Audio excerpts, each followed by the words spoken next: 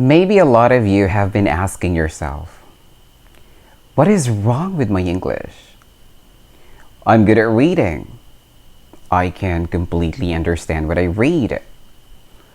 I'm also good at writing. I can write impressive English articles. But why are the words so difficult to come out when I'm speaking?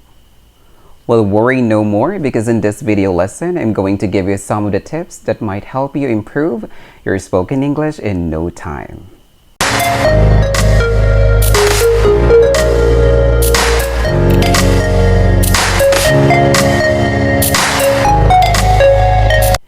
Hi, this is Teacher Renz and welcome to my class.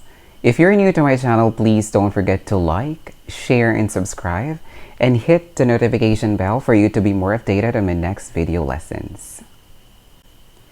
Practicing speaking is one of the most fun and rewarding parts of learning English. But somehow, it is also difficult. You can't just sleep overnight and wake up good at English. Come on, there's no such thing like that. Perhaps you would tell me, I've been studying English for ages, but I'm not making progress at all. Well, I don't want to say that there might be something wrong with your ways, but I think you have to do better. At the end of this video lesson, you're all expected to improve your English by using all the tips I'm giving you all today. Now let's start with the first one. Speak. I know that it's a cliche, but this is always the first thing I tell my students whenever they ask me, "Teacher, I want to improve my spoken English, and how?" Well, I always tell them to have conversations in English. Be confident and speak as often as you can. Do not be afraid of making mistakes. I know that you're going to make hundreds or even thousands of mistakes along the way. But that is normal when you're practicing English. The more you practice, the better and more confident you will become in your pronunciation and vocabulary. Remember, speaking is a skill, like learning a musical instrument or a new sport.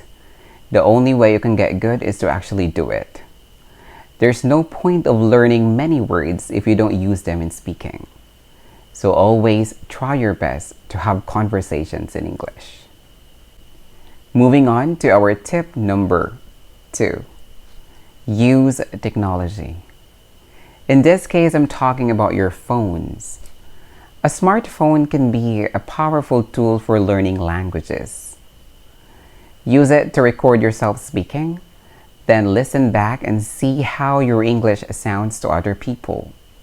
I know that it's a bit tiring, but I think it's worth doing. Now let's have the third one. Listen. Listen to news, podcasts, and songs in English to listen to the pronunciation of the words. You can also learn new words and expressions this way. The more you listen, the more you learn.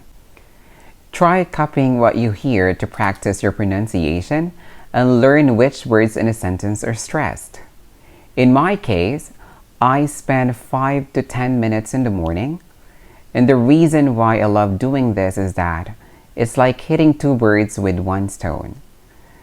I'm improving my English while getting updated on what's going on. Now let's have the tip number 4. Read out loud. Read a newspaper or magazine out to yourself. Or you can find a script of your favorite TV show and act it out.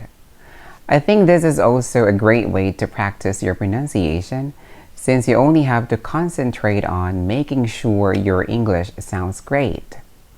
And you don't have to worry about the sentence structure or grammar.